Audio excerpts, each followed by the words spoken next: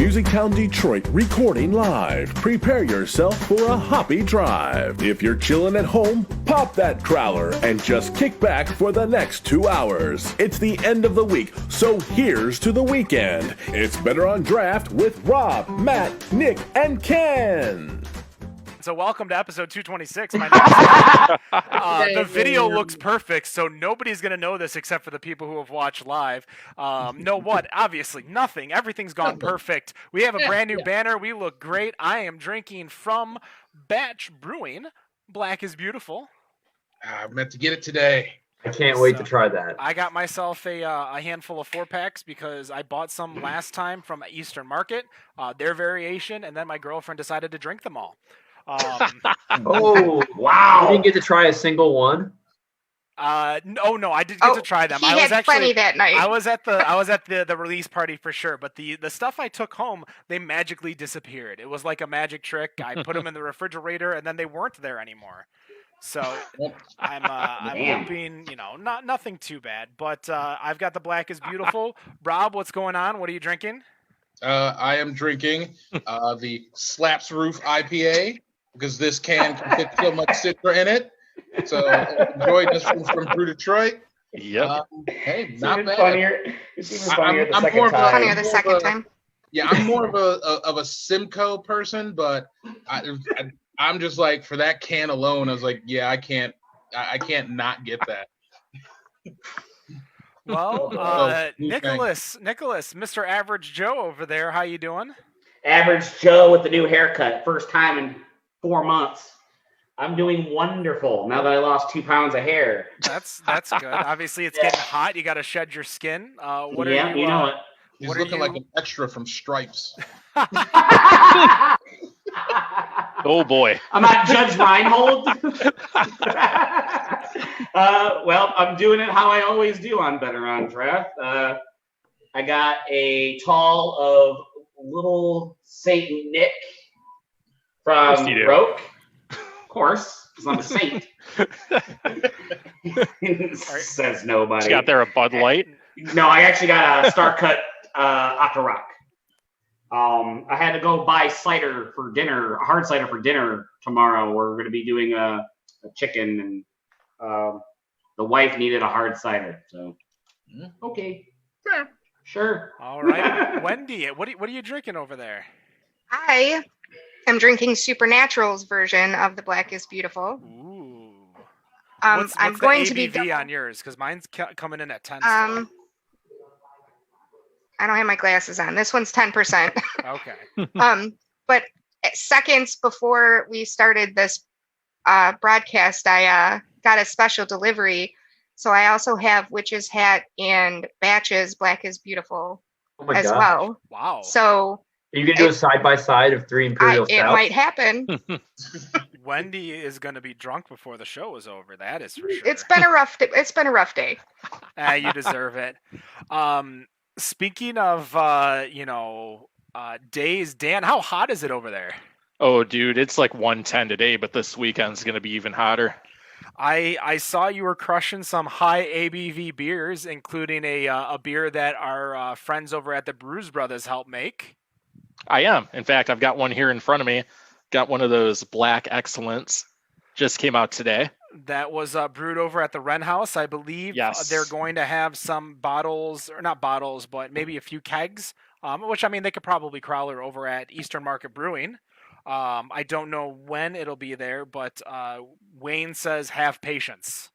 So make sure you have patience, and you'll be able to get your hands on it. So, Dan, you don't have to worry about sending us some. You can enjoy it as long as you like it. And if you don't like it, we'll just say you enjoy it. I enjoy it. I'll say that. All right. Well, we do have a guest in our virtual studio here today. Why don't you introduce yourself and tell us who you are, what you do, and all that fun stuff. Well, hey guys, first off, thanks for having me on. And Ken, he didn't tell me that it was his birthday till I joined him a few minutes ago. I think I turned you down the first day because it was my birthday. So happy birthday to you. I'm glad to be here. But my name's Andrew. I run a company called Secret Hopper. We're a mystery shopping company for breweries. Our whole focus is not on the quality of beer. We're only going to drink good beer. I know you guys only drink beer that's high quality anyways. But we believe in putting important we believe in drawing importance to like the little things that make a big difference. A lot of it goes down to like the customer engagement, the education you get at a brewery, just the little things that you might not think about, but make a big difference in the customer's experience. So that's what I do. I get to talk to breweries all over the place, and good time. So what was the reason why you decided to start Secret Hopper? Damn, this is boozy. Steven, Jesus. You mess around. You already know this. I do. Like, it hit me with a little bit of bitterness. I just wasn't expecting it, but obviously the espresso in there is probably just what crushed me. You're making me real jealous right now that I haven't been able to try that one yet. Well, so every brewery is going to have their own variation. So they get the base beer, and then they kind of make it their own. Yeah. So you can either make the base beer, obviously, or you can make it your own. But yeah. So what was the reasoning for starting Secret Hopper? So there's kind of two reasons behind it. The first off, I've been a huge craft beer fan for a very long time. I've been a home brewer. I just really love everything beer. I mean, I found myself going on tons of beer vacations, visiting a lot of breweries, brewing a ton at a time. Unfortunately, I don't home brew as much as I once did, so that's unfortunate. But I also ran a food service for a really long time. I would work at like sporting events and concerts, and whether you're at a baseball game, hockey game, concert, or even like a silly monster truck show, it's about more than just the entertainment. So I was thinking one day, I'm like, how can I combine, my experience doing all of this with beer, which I love so much. And my wife's going to hate me because she can probably hear me in the other room right now because when I tell this story, but she was working at the animal hospital at the time where she was. I texted her. I'm like, hey, Stacy, I've got this great idea for a business. We're going to be called Secret Hopper. We're going to be a mystery shopping company for breweries. And she texted me back right away. That's stupid. So I bought the domain name, kind of figured out a lot of things. I had no skill doing much on the internet at that point in time, but I made it happen. We really didn't know what was going to come of it. It took a couple months before we finally started getting some breweries traction, but they ended up seeing the value in it, and that's about 3 years ago. We've been pushing along ever since. So what is the goal of Secret Hopper? Why did you want to start it, and like why? Like we know the your wife, did you say, said it was stupid, but like but where is the why? Like, did you feel this was necessary within the industry, like it was missing, or just because you love beer and you wanted to rate beer without them knowing that you were rating beer? Yeah, I mean, honestly, I didn't even want to rate beer because I was going to breweries already that were making really good beer. The goal was to help draw attention to the things that they really weren't focusing on. Just like think about how many times you've been to a brewery and how many times have they ever asked you if you want to take any beer home with you. I mean, we probably all take beer home anyways, but how often do they encourage it? Just little things like that you find themselves not doing as much as they should. We want to help draw attention to ways that businesses, breweries in particular, could be more successful.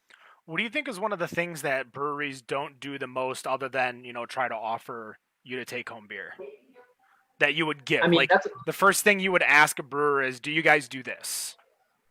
Because it almost sounds like you're consulting too.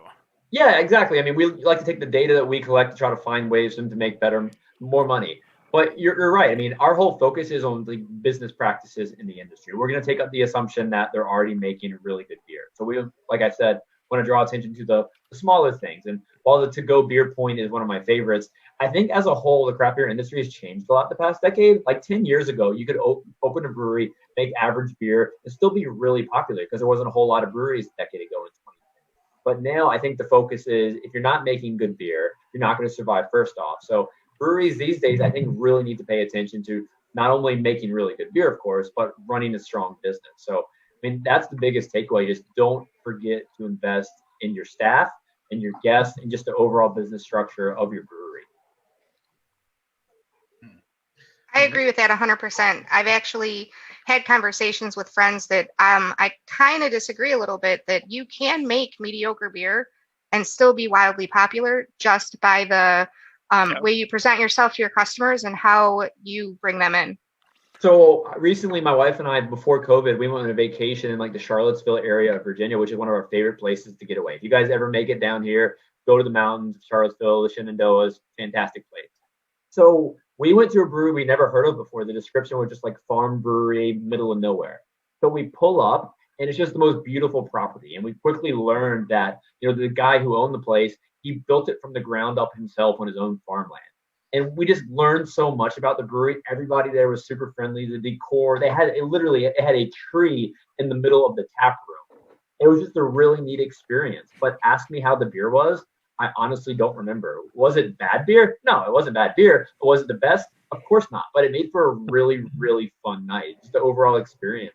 That's what beer is all about. Just finding that community and just finding the place you really enjoy, sharing it with others.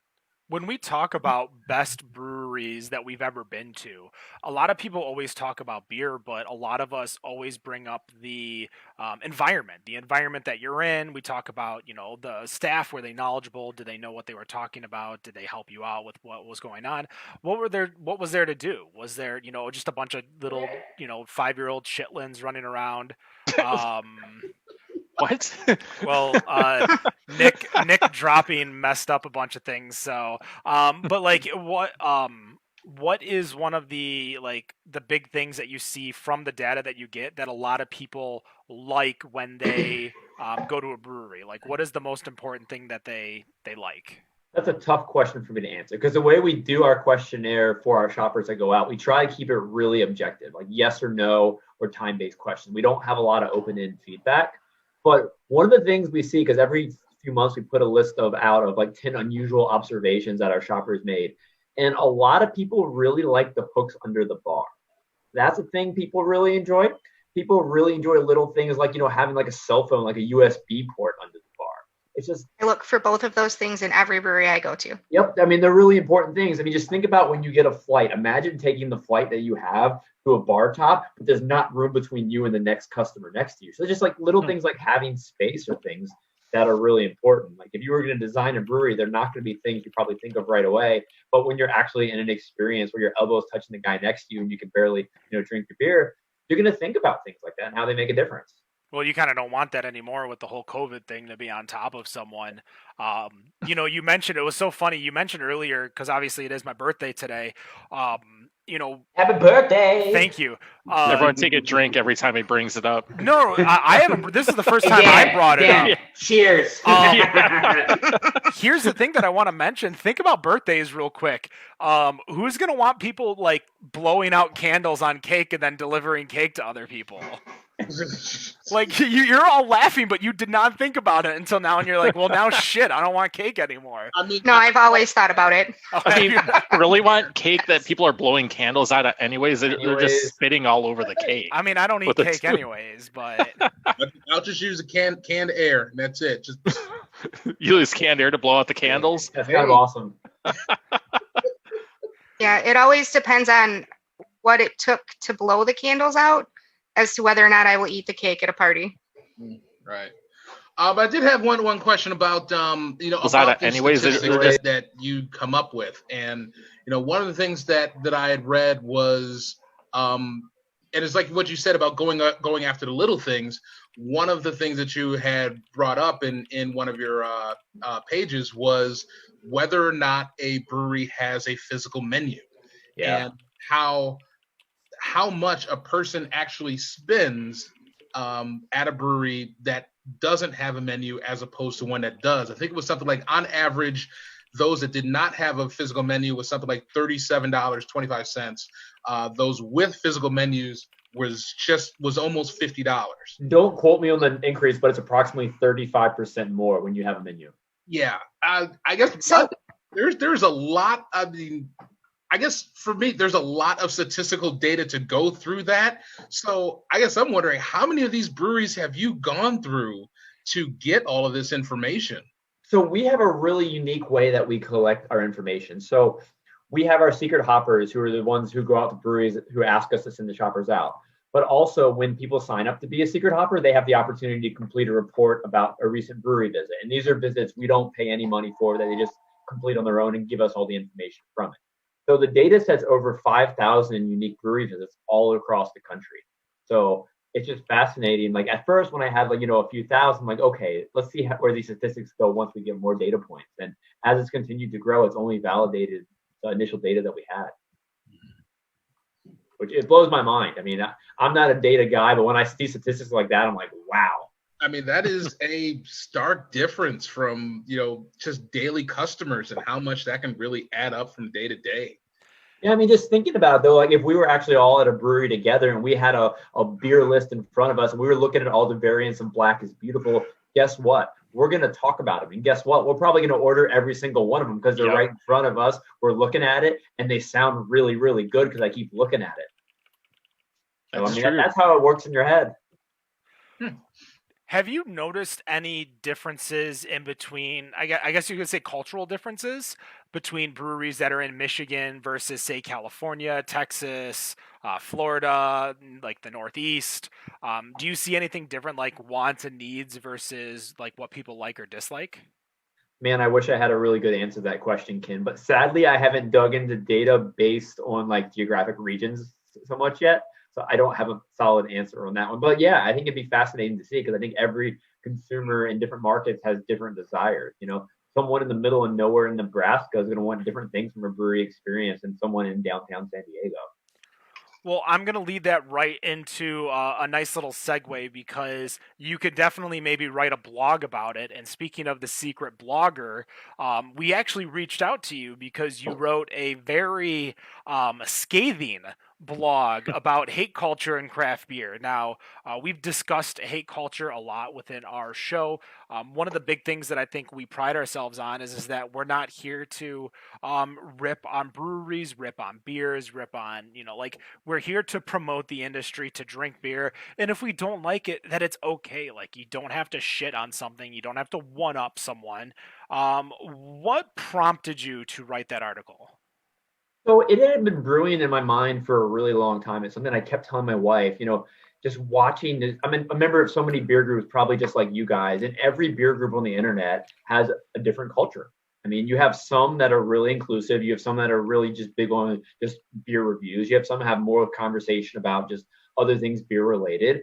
But in some of the groups I interacted with, they were just different than others. And I experienced some groups that were almost more hostile than others. I would just merely share an article about some secret hopper statistic that I was, really excited about to share. And I get people just very angry at what I was sharing and just tell me to leave, stop doing your business, just get out of here.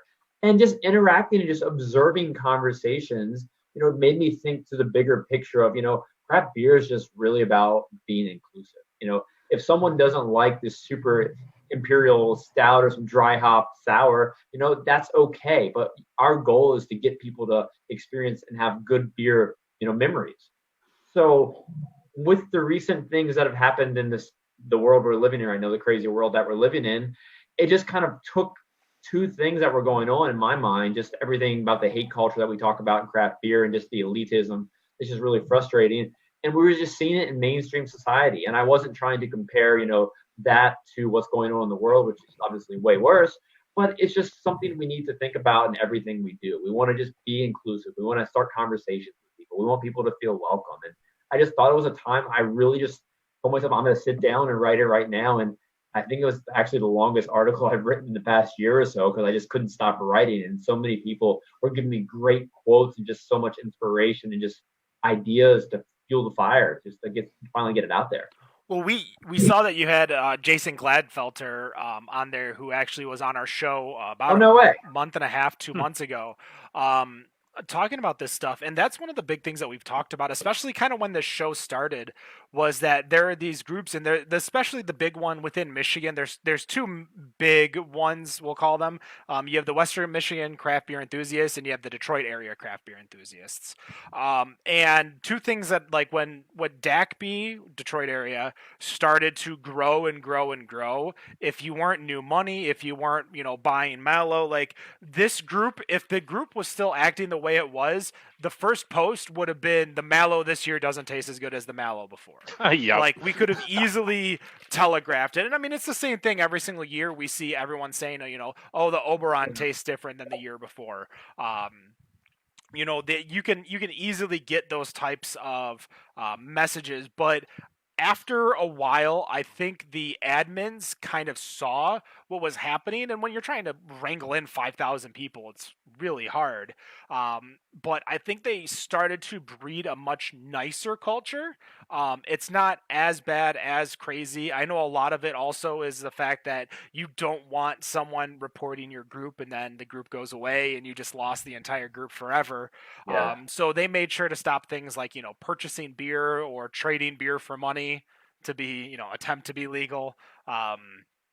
But that's one of the things that I saw, but not a lot of groups do that. I'm still in plenty of groups. I'm probably in one of our Facebook accounts, like Dan's Facebook account, he's in like 60 different craft beer groups, and each one of them is just, some of them are, I mean, we share them so people might be listening from one of those groups, but they'll know who they are. They know who they know who we're talking about. And we used to use the phrase a lot on the show, CBY, craft beer Yeezus, because they were like Yeezy, they were full of themselves.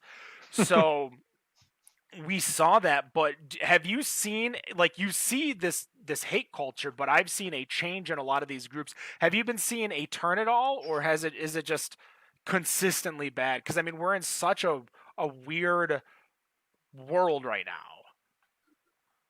That's a really good question. So I don't believe there's any bad craft beer groups out there right now. They're all really passionate about beer. Oh, there's bad ones. Oh yeah. Oh yeah. I I agree. I'll tell you a few of them. You can go scope them out after Well, the show. I didn't include any bad eggs in my article, and I'm not going to throw anybody under the bus right now. But I think it's more so there's just bad eggs. Just like there's bad eggs in every part of the world. And my article is just merely about craft beer. It could have been about anything else. But, I think there's some people who fuel the fire in some of those groups and kind of instigate and get the problem starting. Jason, who you had on before, he could give you so much, great wording of how these fires get started. I mean, his quote to me just kind of revolves around how the internet is the perfect breeding ground for situations like this, these incidents to fester. But I think it has gotten better. I mean, with regard to Secret Hopper and me sharing my articles and content over the past 3 years, I think the audience that I push my information out to understands now that craft beer is about more than just the beer. It's about, beer is a business. And so I think the content I've been putting out has been accepted a little bit more. So I haven't seen as much negativity. And I do think people, as craft beer grows, just like you mentioned that one group that you had, they realized they had to probably behave a little bit better because we want to keep what we have. We want to help it grow. We want to be positive for what we love. So, but going back to the Secret Hopper, how does one become a Secret Hopper? I see there's an application process, but at the same time, and let me just throw my 2 cents out there, and then I want to hear what the rebuttal is. I feel like we talk about these craft beer groups sometimes, and sometimes how negative they can be about a certain place or a certain beer, like it wasn't brewed with this rather than that. I feel like that just brings more. It doesn't really serve what Secret Hopper is trying to aim to be. How do you weed people out like that when you're trying to be objective, but at the same time trying to help the businesses out with this information? Like how do you filter all that stuff out? That's an awesome question. So when shoppers apply, we have them complete a couple of pieces of information. We get their name, email address. We actually ask them what they consider their level of beer drinker, whether they might be a new beer drinker, maybe a social drinker, or maybe a beer nerd like all of us. But we also have them complete a couple of writing samples where they'll, describe why they think they'd be a good secret hopper, or why they, describe a recent experience at a brewery. So we're not just looking for people who say, I love beer so much and I want it for free, but we're wanting for people who can tell a story about their experience. And so when we select the shoppers for their assignments, we're going to go through all that and find the ones who have the most detailed writing samples and who seem to care more than others. So that's the first part. But more importantly, when we have the questionnaire out there, it's our goal to keep it objective. That way, even if someone hates a certain brewery we send them to, they're not going to be, talking negatively about the beer, but they're going to be giving objective feedback based on, I would serve my beer in 1 to 3 minutes as opposed to 7 minutes, or the server gave me a menu, the server gave me their name, things that they can't really, falsify or hope. And then talk about the overall experience, going into the building, cleanliness, Oh yeah. Not just the beer and the food, but the whole. We actually don't have any questions about the beer.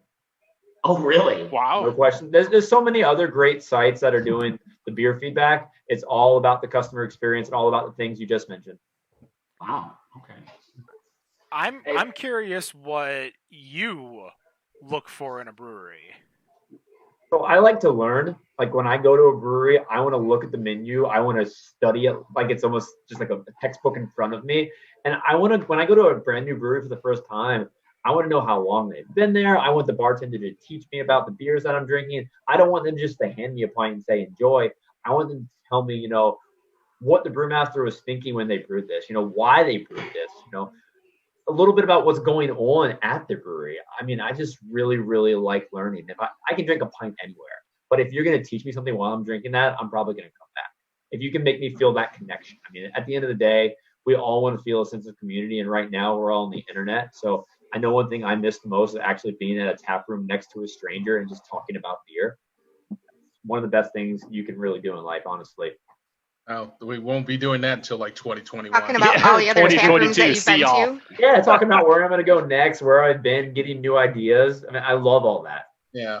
One thing with the secret hopper and going to the breweries, do you or your secret hoppers let the brewery know after the experience, or is it just just walk in, do your thing, walk out, and then they give you the information? So breweries come to us because they want feedback, but we don't tell them exactly when the shoppers are coming in. So if I sent you to one of the breweries in the Detroit area, they wouldn't know that you're coming on a Friday night at 7. But later that month or soon after, I'm going to send them the report with your information in. So we'll keep it 100% anonymous. Nice. We haven't had anybody called out yet, so that's good.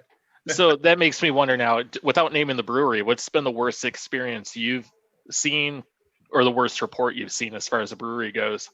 I mean, there's some experiences, we've all had them. We've gone to a brewery, you've sat at the end of the bar for 20 minutes, no one talked to you, you left. I mean, I don't think it gets much worse than that. But yeah, I mean, there's times when our shoppers have just gotten ignored. They just felt like, we talked about the elitism earlier. They felt like they weren't given the attention because they're not a regular. And I think that's the thing on the internet. That's the thing in breweries too. Some staff will treat certain people at the bar with more respect and more attention than someone who's coming for the first time. And the person who's coming for the first time, you might not know them, but they might at the end of the day become your next best customer and spend a ton of money at that brewery. All right. And with that elitism, that actually kind of going back to what we're talking about with that, what as craft beer drinkers can we do to try to eliminate this? Because it's something that we deal with here. Actually with Ken bringing up DACB, I have not been a part of that group for quite a while because of the situation that happened with San the Grand Rapids / Charlotte. Anybody wants to say what their name is, they can go for Charlotte it. Street Brewing. Yeah, Charlotte Street Brewing. And because of all of the what I saw as elitism that was happening in that group, and everyone kind of standing up for the brewery, despite what I was seeing and what I was feeling in terms of with their outright San the Grand Rapids poor behaviors and toxic culture that they had, that just seeing general things like people calling Atwater Brewing Shatwater, or somebody just going nuts because somebody posted on DACB that they were drinking a PBR. Well, that's kind of what I was talking about, when you could almost guarantee the response to somebody's post, Yep. but with whatever they posted. The second someone posted that they were drinking Doublemint Decadent from Atwater, you knew there was going to be 8 Shatwater comments right after. Yep. Yeah. Such a good beer. What the hell? But that's the thing is that like and for some people they feel like they Atwater for the most part just kind of done their thing and not really improved or done anything new. But in the same sense, like, how are you going to when was the last time you tried an Atwater? Probably not recently, or you probably tried something, one of their barriers. But one of the things we talk about is that a lot of these breweries that were torchbearers for craft beer, especially in like the state of Michigan, they're not making these heavy duty, crazy ass beers. Like, you look at the top beers and the top beers are all barrel aged stouts for the most part. They're all double, triple IPAs. And then you get a few, sours or lambics in there. That's it. Like, there's no real variation in regards to top beer. I've had those experiences that you mentioned when you go to a brewery and nobody talks to you and you're just kind of sitting there like, what the fuck? Like, I've seen them a lot more in brew pubs. than breweries themselves, because I think brew pubs are a little more cornerstone. A lot of, they're full on bars in Michigan at least, so they're not necessarily too much about the beer. For me though, I don't like when either a staff member doesn't know about a beer, or flat out lies to me about a beer. I went to a brewery over on the west side, and I asked point blank. I said, "Is this an English style brown or an American style brown?" They're two very different beers as much as they're brown ales, because American style browns are a lot more bitter, a lot more hop forward, whereas English style is like your Newcastle, Cigar City Maduro, Bel Air Brown, all these types of beers, and they're like, "Oh, it's European." And the first sip I had, I'm just so pissed. But in the same sense, I'm also the kind of person where I'm not going to, like, I'm going to say something, but I'm going to drink it because I bought it, because I know this glass is money, and just because you not knowing the beer doesn't mean that the brewer needs to lose money, in my opinion. It's not like you undercooked chicken tenders or something like that. Like, it's not going to kill me to drink. It's not going to kill me to drink the beer. Someone's like, "Here's a European import for you." It's a fucking Heineken. I actually had a server one time tell me that she's like, "I don't actually drink beer," so she couldn't answer any of my questions. But and at a brewery, but at least she was trying to learn. Even though she didn't like it, she was trying to learn, and she was very honest about it. So I don't mind. I forgave her for that. I don't mind if you're dry or beer's not your thing, but if you don't drink it, you better know what you're serving. Then, in my opinion, right? 100%. That's gonna sound, that sounds bougie, but if I'm gonna be, especially because for a lot of beer, and that's the one thing that I think where you guys come in as secret hopper is that you're going to be able to show the environment. But I don't trust beer reviews. I don't trust Untapped or Beer Advocate. Like, my taste buds are a lot different than everybody in this circle. I'm here and I just bought a keg of an alt beer. Who else is going out to buy a keg of the alt beer? Totally. Nobody does that. Except for maybe Tito in the chat, who's rocking. How did you find a keg of alt beer? Nobody anywhere? does that. I asked them to How keg old a is it? brand new. Begged them for it. Brand new. I begged the brewery to put it in a keg for me. And he put it in a keg, and I went and picked it up today. He said, "We're kegging it right now." I'm like, "I'll be there in 2 hours." I love talking about the environment, and I kind of want to know, like, your experience when you go to a brewery on the beer side. What is it you're looking for? So not like the environment, but the beer. Like, what makes you want to go back to a brewery? Like, No, that's a great question, because I don't talk a lot about the beer side myself. Obviously, I love really good beer. And when I go to a brewery, some people love this, some people hate this, but I want a well-made beer. When the bartender asks me, what do you feel like drinking? I'm like, you know what? I want the beer that the brewmaster is most proud of right now. That's what I enjoy drinking. I'm not style specific whatsoever. Give me a Belgian, give me an IPA. Right now I'm drinking a Saison. Just give me something that's well-made that I can appreciate, because if they're proud of it, I can learn something from that beer. And in my experience, be good, because obviously this is a really good, way to demonstrate the brewery in that beer. So that's one thing about me when I go to a brewery. But I kind of wanted to go back to what you were talking about a minute ago when you talked about the bartender or staff who just didn't know anything about beer. I went to a place recently, a pretty well-known brewery near me here in Virginia, and they make a lot of IPAs. And one thing I'm frustrated with these days, when you go to a brewery and you see IPAs, you don't know what kind of IPA you're getting into the menu. Are you going to get a West Coast? Are you going to get a hazy? Are you getting something I've never heard of? I feel like that's something that a lot of breweries are missing the ball on right now. Not really just notifying their guests what type of IPA they're getting into, because sometimes you just have to order it and just hope it's whatever you're looking for, whether you want New England or whether you want something a little bit more old school. But so I went to this brewery and they literally served me 2 hazy IPAs. They handed them both to me. They were half pours. And I asked which was which, and they couldn't tell me which was which. oh, And like, how in the world am I going to know what to order next when you can't even tell me what I'm drinking? Yeah. I want to know what I'm I've had drinking. that That's happen. important. That's coming back full circle on that one. yeah. I don't know if that's the point. I'd be upset, because I'd be like, I want, like, especially if I like one of them and I want to buy a bigger glass. 100%. Do I need to get another taster just to figure out what, was this one? And if it's, kind of similar, it tastes kind of like it, but I also been drinking this other one, so I have to have, oh my gosh. It's Yeah, even I mean, worse I when still they don't know what I had that day. it's even worse when they give you your beers and they tell you this one's this and this one's that, and you taste it and can tell which one is which, and you tell them you said the wrong thing, and they're like, nope. Like, yeah, no, you're I'm wrong. like, pretty sure I can tell the difference between those two styles. Well, and that's kind of where we get into a little bit of a difference because, yes, Wendy, you are knowledgeable, but how many people think they're knowledgeable and go That's to true. these places? And, there might be some places that are just like, they don't want to deal with, people who think they're knowledgeable. We had it with a local brewery that closed up shop. Like, they asked, who the hell do you think you are? And you were dealing with the head brewer of a brewery that's been around for 20 plus years, guy who's been selling beer for 15 years, like a marketing director for a brewery, and then a guy who was doing distro for beer. Like, these guys know beer, or at least know the basics of beer to know what's going on. But I mean, I kind of want to go around real quick as we're kind of cleaning up and ending the podcast, the interview part of the podcast. But Dan, what is it you look for in a brewery when you go there, other than beer? Like, the beer aside, like let's help Andrew. Let's help Andrew.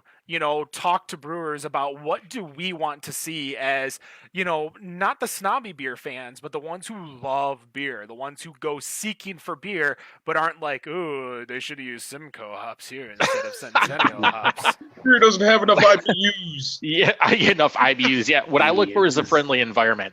I don't want, and unfortunately, I can say there are places, I'm not going to name any names, especially out here.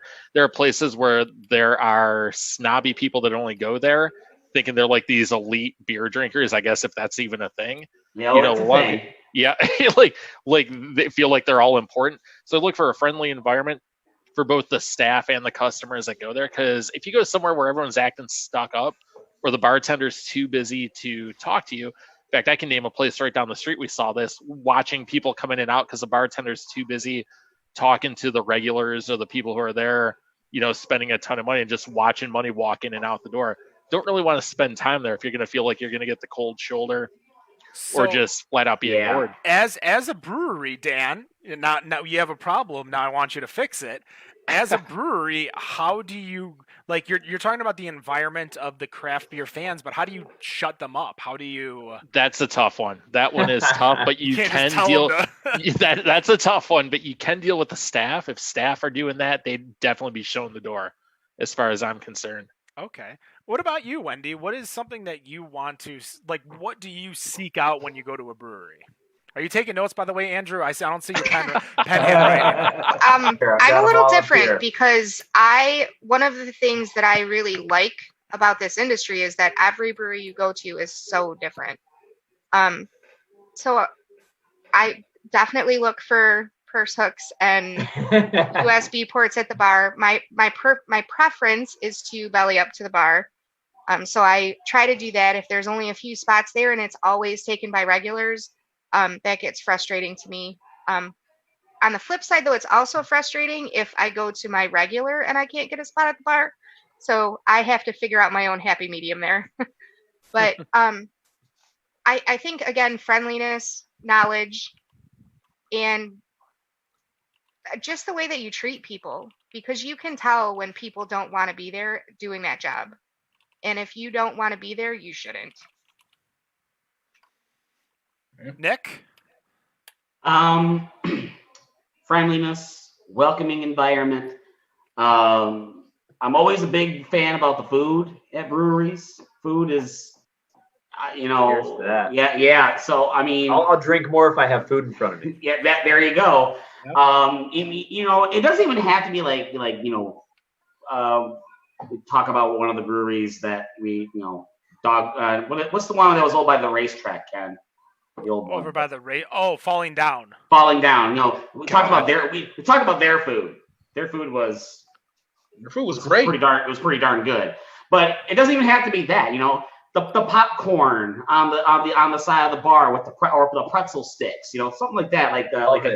Like dragon meat. You can go and grab pretzels and mustard for free. Stuff like that. Little things like that go a long distance for me, at least. I feel like those popcorn machines like at Baffin and the pretzel machines Those are of probably going to go all the way now. long gone. Long gone. They're long. But Nick, I couldn't agree with you more. Having some kind of snack in front of you, even if it's the cheapest little thing of peanuts or pretzel. Yeah. It's just something to do while you're drinking. I love it. Yep. Makes me think of Danny's Irish Pub for sure. Yeah, there you go.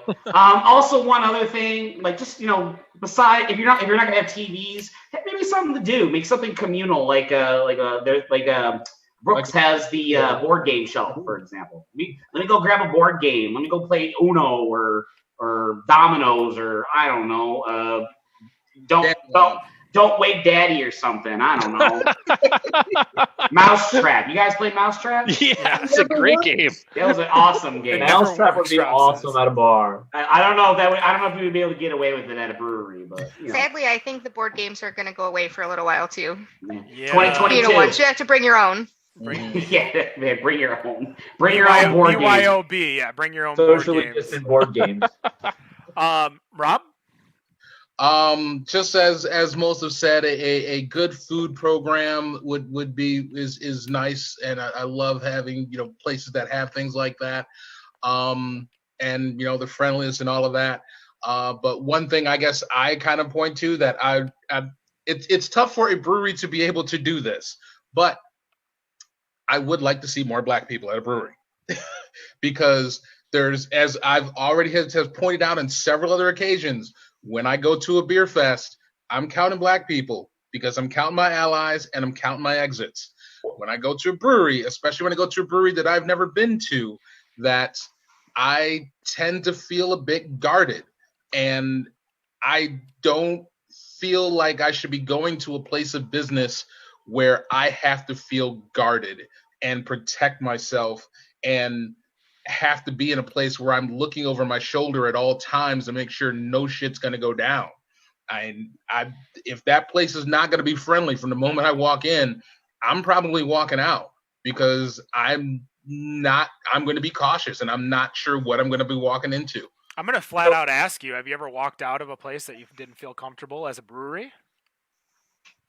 Yes. Okay. You don't need to name names, but breweries are a lot different than restaurants or small town diners, those types of places where, it can be a little sketchy.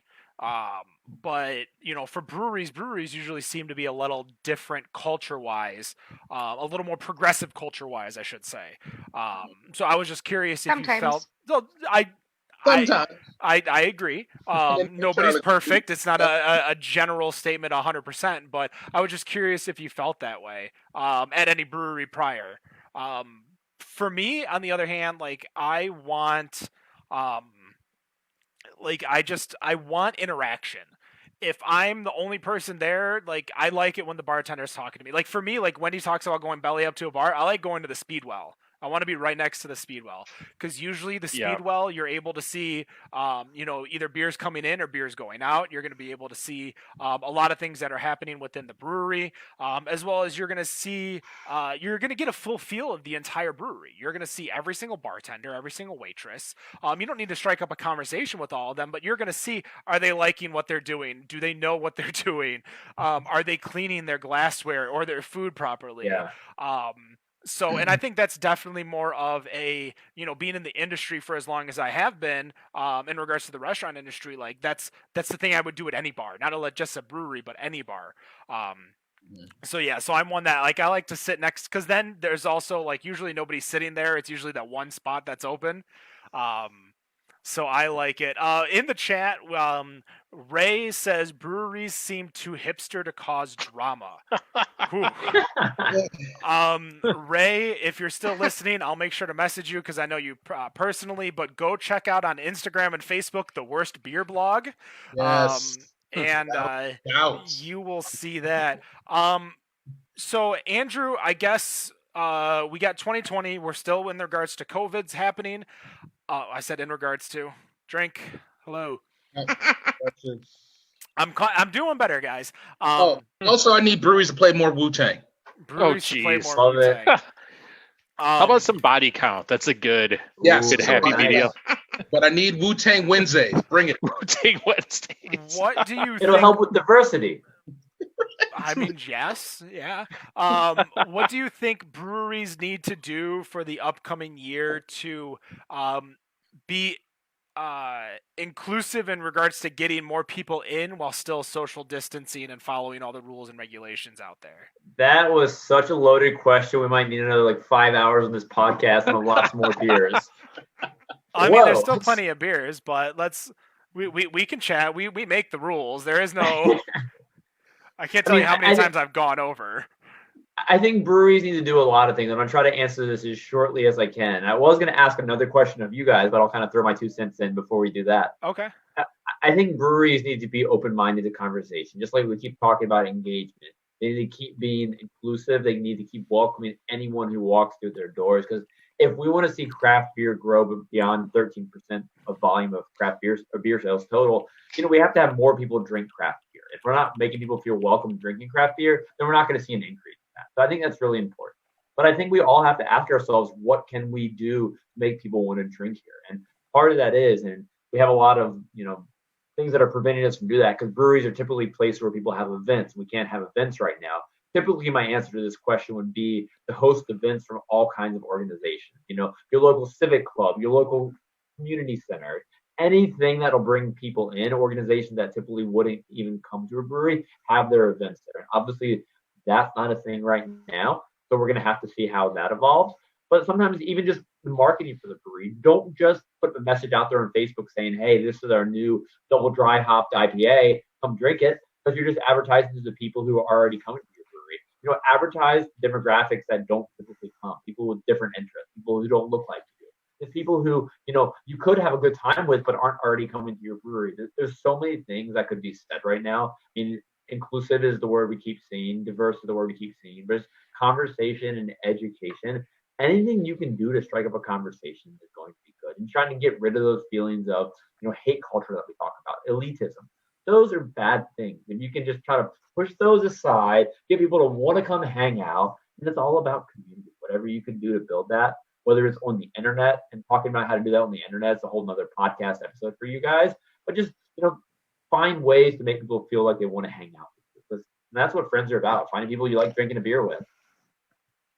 And I could go on and on and on about that. No, that's fine. You did say that you were going to ask all of us a question, though. I actually want to ask Robert a question. Robert, you said you want to see more Black people at breweries, and so do I. Yes. But how do you believe we can do this? I had a lot of conversations lately about ways to get not just Black people, but like any people who don't look like me to come to a brewery.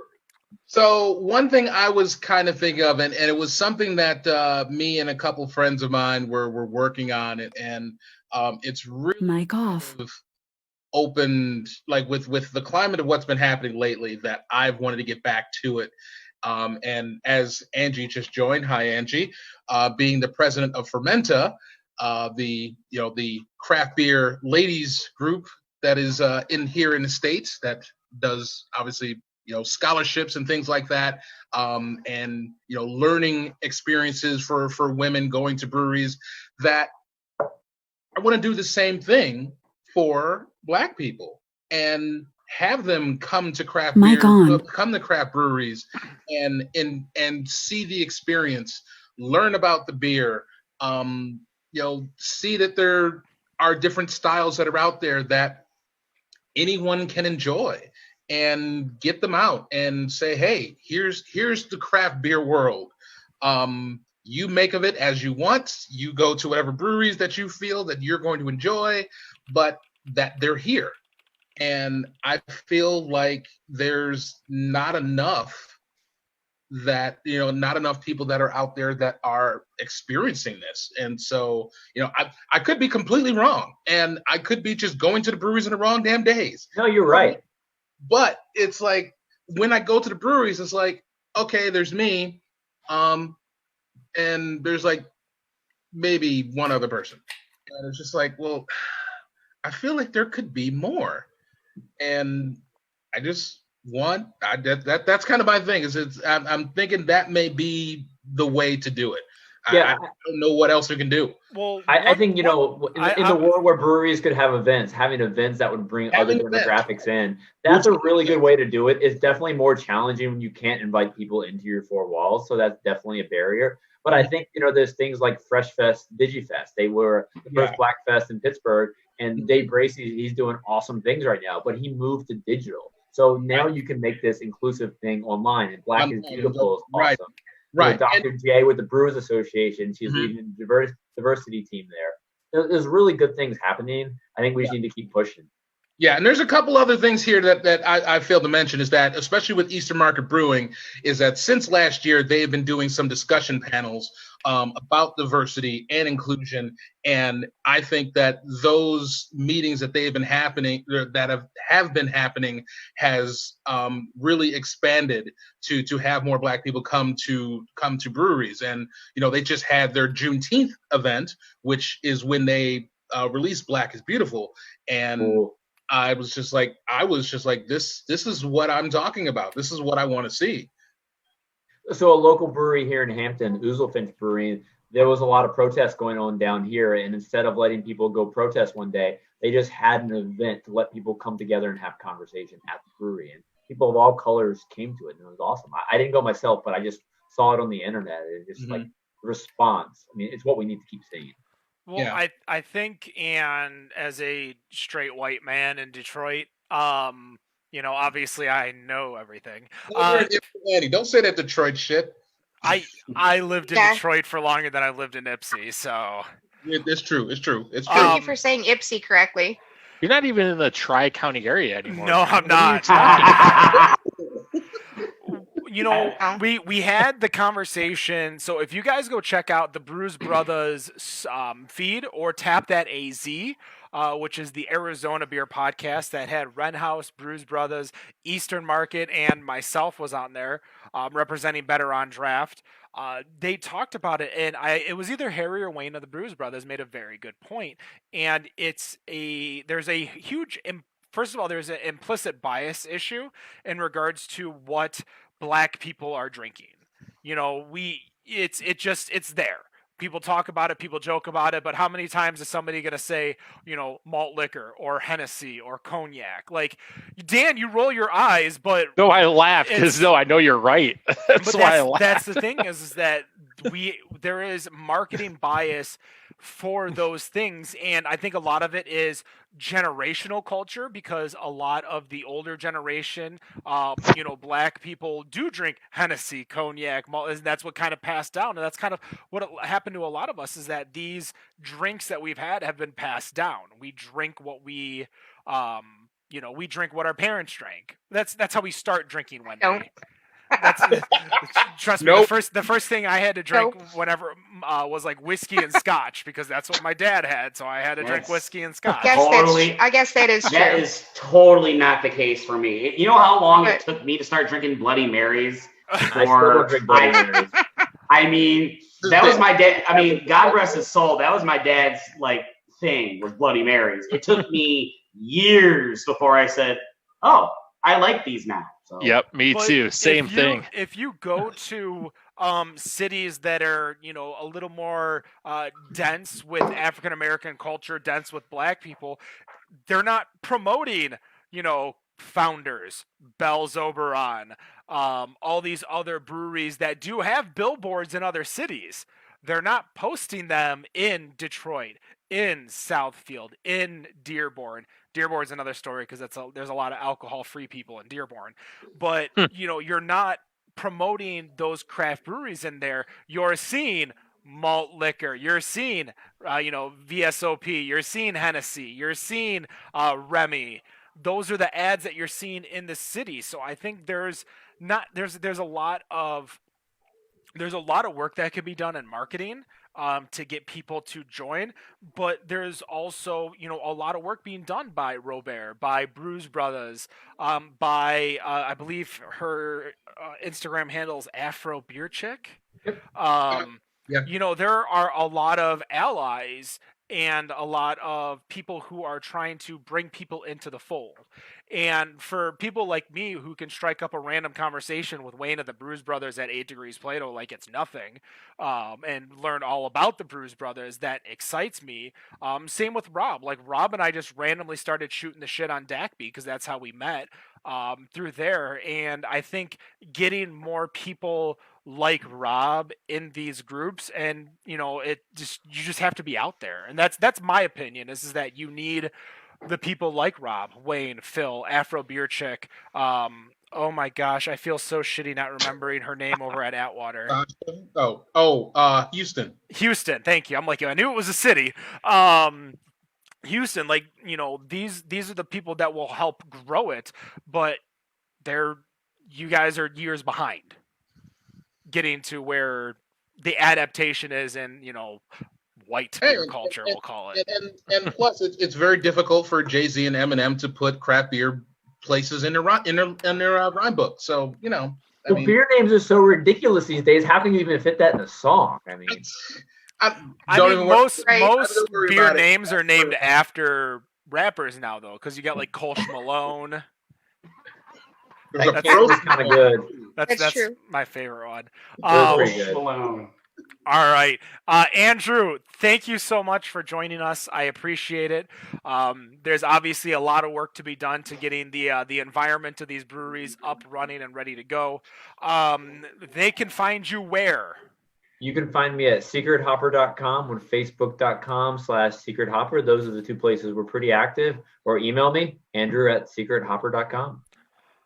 That will do it. Always up for a conversation. Check out their blog, and the big thing, because he's going to be posting it, because I'm making him promise me, he's going to be posting, the cultural differences between like the Nor'easter versus California, Texas, on all of his little secret hopper stuff to see what people want. What are people looking for? I was going to ask you if there's any data points you want me to dive into, but that's a big challenge you just gave me right there. Well, you know what? We'll be expecting your blog. Your deadline is in 3 weeks. And that's going to do it for part 1. Andrew, we will part ways with you. I appreciate you coming on in. And we will be right back with the Better on Draft podcast. Hey, thanks for having me, guys. Thank you.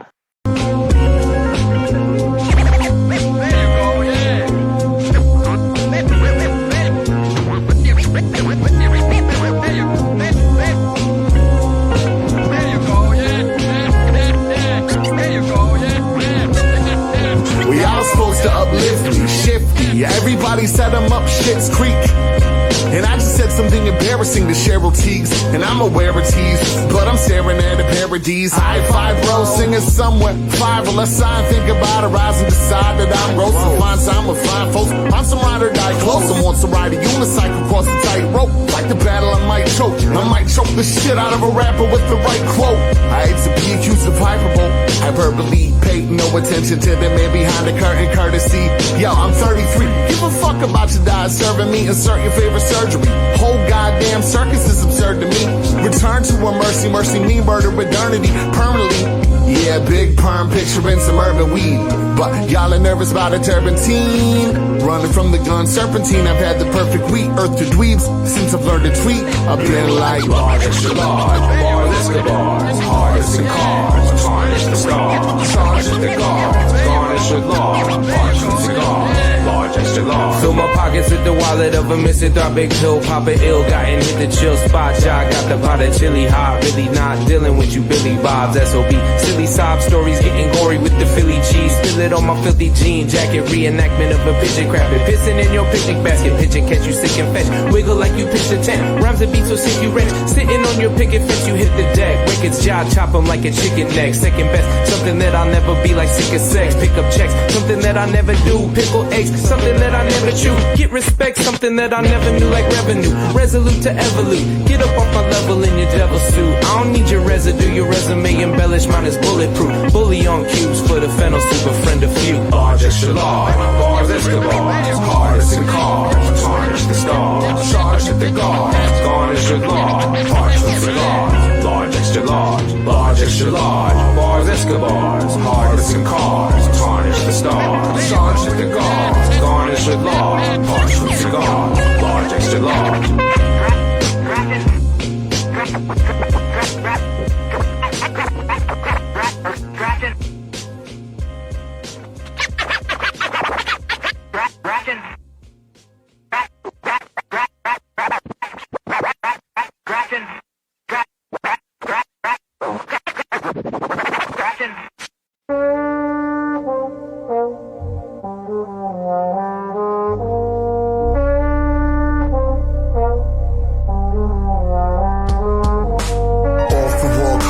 Exhausted in a soft spot, soft, but I get off, and I thought I might be a great one, but Nathan, what I make from the songs that I make in layman's, I'm a straight bum, dumb how I radiate, radio made with love, and degraded, I'm a grade above, ayo, I'm patient with impatient love, saintly for my space and funds, forever keep a face of fuss, amazingly your taste buds, never make a fuss, I was made a son in 81 and 98, I take some drugs, a couple major ones, still not emaciated, taste the crumbs, turn up the bass, let the basic bump.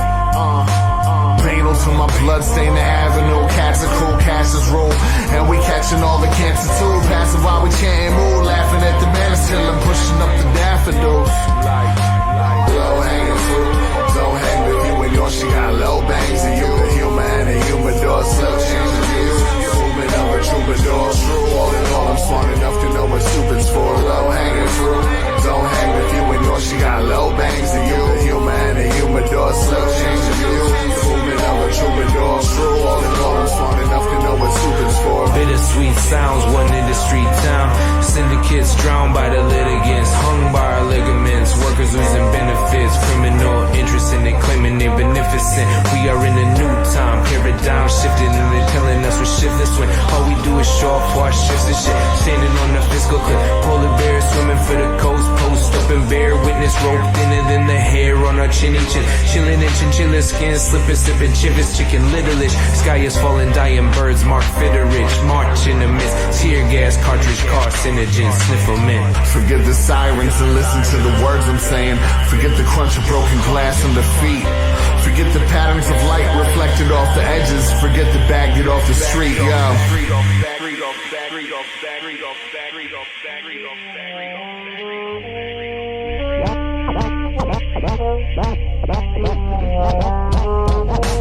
Low hanging fruit, don't hang with you and yours. She got low bangs, and you the human and humidor. Slow change the views, movement of a troubadour. True, all in all, I'm smart enough to know what stupid's for. Low hanging fruit, don't hang with you and yours. She got low bangs, and you the human and humidor. Slow change the views, movement of a troubadour. True, all in all, I'm smart enough to know what stupid's for.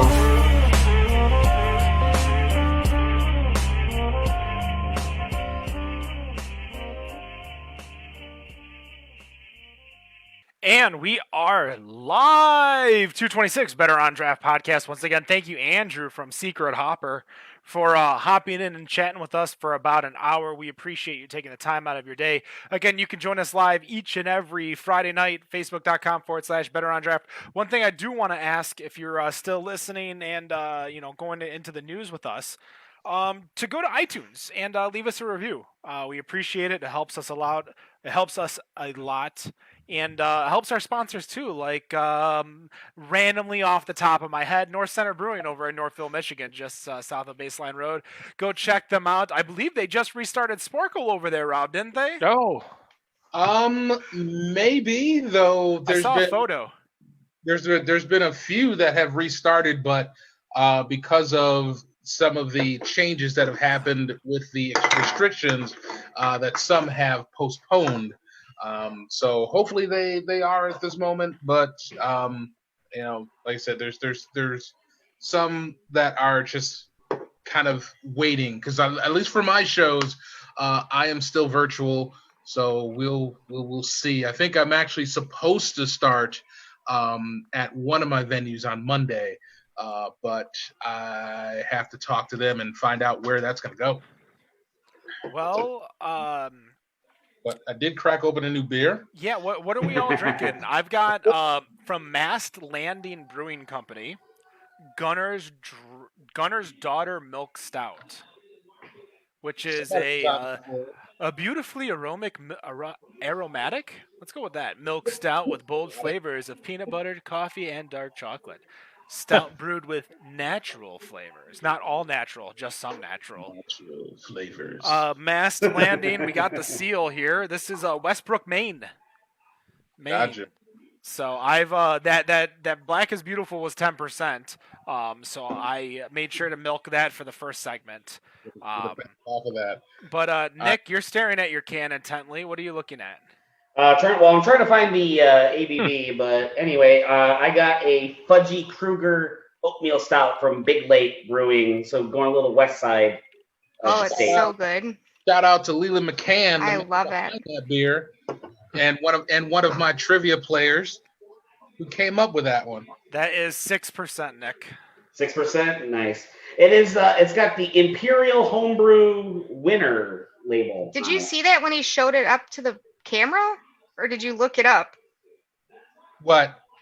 The 6%. ABV? Oh no, I used a thing called Google. I don't know. I said, did you look it up? google.com. Google, yes. Google. Well, I'm razzing you, Wendy. What are you drinking? I am on the second Black is Beautiful of the evening. This one is from Witch's Hat. I'm not sure if they put any adjuncts in it. I'm pretty sure it's just an Imperial Stout, which it's very good. It's a little more bitter than I expected, but it's still a very good stout. It's not even on Untapped yet, so it doesn't even exist. They released it today. Dan, what do you got over there? I'm now drinking a Dragon's Milk variant with marshmallow and dark chocolate. I think it was aged Scotch barrels. Yeah, they can take this one back. Ooh. No, yeah. I loved it. Nah, too sweet. Scotch, nah. See, Scotch ruins it. I didn't think it was that sweet. It's too sweet. The smokiness from the peat ruins it. Like, put this in the damn bourbon barrels. Give me a regular Dragon's Milk. We'll just have Dan and Wendy fight here, guys. We'll just sit this one out. I'm like, no. What are you talking about? I've been having it, and I got to agree with Dan. It's like you can't mix peatiness with sweetness. They just don't go together. See, I thought the sweetness took out some of that smoky flavor. No Rules tried that a couple of years ago with that Scotch barrel. Yeah, that wasn't good. And it not to me. Yeah. I just thought the sweetness was a song by Jimmy Eat World. Forgot about that song. So did most of everyone listening. But now they're going to go on Spotify and listen. Mm-hmm. So congratulations, Jimmy Eat World, for your 400 plays. Rob, what are you drinking over there? So before we went to break, I had the Drecker Raspberry Cobbler Slang du Jour, which I think that is pretty much going to be my contender for the beer of the month for me in July, because that was amazing. But what I just cracked open from Hoof-Hearted Brewing is Mom Jeans. You're pulling out all the winning names today. Wow. Yeah, no kidding. I've been wanting to try that one. Yep. Double milk stout with coffee and Tahitian vanilla. Tahitian vanilla. What's the difference between vanilla that you get at the store and Tahitian vanilla? Well, it's probably vanilla from Tahiti. The flavor. But besides going from Tahiti. I mean, what's the difference between chocolate and German chocolate? It's like buying vanilla at the store and buying some from Mexico and bringing it back. Like going to Penzi Spices and looking at the difference between their cinnamon, the Vietnamese cinnamon, the Chinese cinnamon, and trying to figure out. Well, while Rob is giving us a tour around the world, here is Robert with the beer news.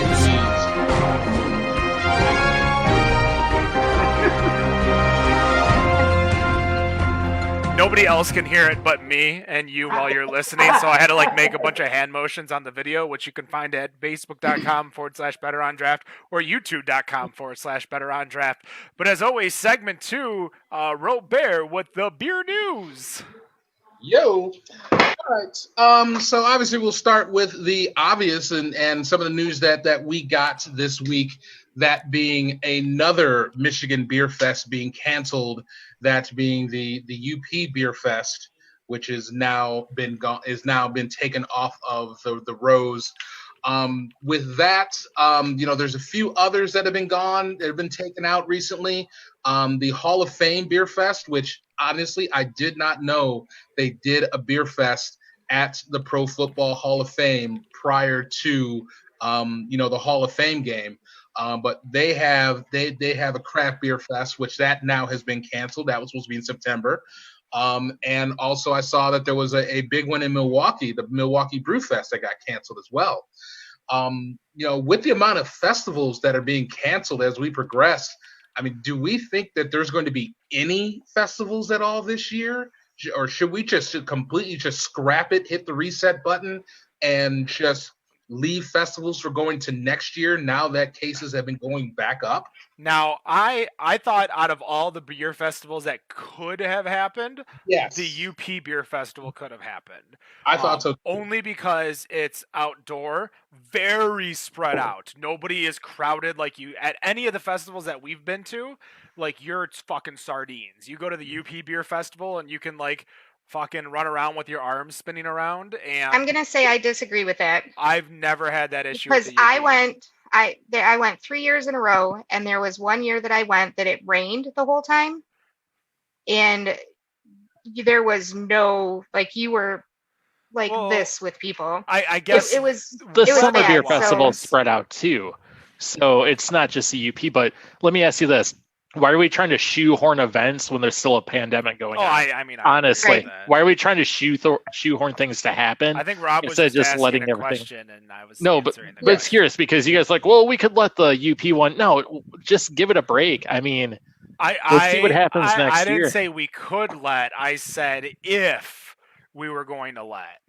I was saying, like, out of all the beer festivals, if you said one beer festival had to happen, if you told me that, that's the beer festival I would say had to happen. I mean, I'm on the side of Dan as far as I'm concerned. Well, I think feel we all agree with Dan. I mean, 2020 is a complete wash right now. Mm-hmm. I mean, I just found out today that, stepping away from beer for 2 seconds, the Jacksonville Jaguars just announced today that they're only allowing quarter of the seats at their stadium in Jacksonville to be filled this year. Didn't you share that earlier, Nick? I think I did. That was the exact tweet from Adam Schefter. Not everyone has privy to his Facebook page or his... Well, but everyone can go to Adam Schefter's Twitter feed. But anywho, yeah, I mean, 2020 it's a wash. Just cancel everything. Start fresh in 2021. Beer festivals included. There's no point in trying to sugarcoat it. So at least for Michigan, because we have a lot of listeners in Michigan, we have the executive order that was signed today by Whitmer that states that you have to wear masks indoors, and people can deny you for not wearing a mask. That's why I'm seeing this. So I'm seeing people from Michigan posting things saying executive orders are not laws and they will not follow them. And instead of starting a fight, be like, yeah, they actually are. I just let it go. But like, we have a lot of uneducated people out there, apparently. I mean, that's a whole nother podcast for a whole nother day. Maybe a point. So I left it alone. Isn't there a $500 fine that can be assessed if you don't? Yes. But that's still going to be to law enforcement to actually go out there and... That's true, too. Right. Yep. It has to be enforced. In our state, we've had a lot of law enforcement say directly that they're just going to not follow what Whitmer said, which, I mean, I only can worry about what I can control. I can control... It's funny you say that. We have a very famous sheriff here who did the same thing. No, not Sheriff Joe. But not Sheriff Joe. Sheriff Joe's retired. He's trying to run for sheriff, but that's a whole other story. Isn't that Sheriff Clark? No, he's from Wisconsin. Is that Minnesota or Wisconsin? No, the sheriff of Pinal County here was actually invited to the White House. He was the one saying, we're not going to enforce anything. We're not going to do this, that. He got invited to the White House, got tested, and had COVID. So his tune totally changed off all this. Like I told someone yesterday, it's all a conspiracy. It's all just bullshit until you have to deal with it personally. And then you find out how realistic this is and how bad it actually can be. So everyone's playing these games, but it's all fun until you catch it yourself. I mean, I just found out yesterday that one of my cousins got this. He's been living in his basement for the last 3 weeks. Yeah. And there is a pregnant, and his wife is 7 months pregnant. How fucking scary is that? It really is. It's this is not it's not about politics anymore. It shouldn't be, but it's just I don't know. So we've talked about masks ad nauseum on this show. We've talked about COVID ad nauseum because that's kind of the whole topics.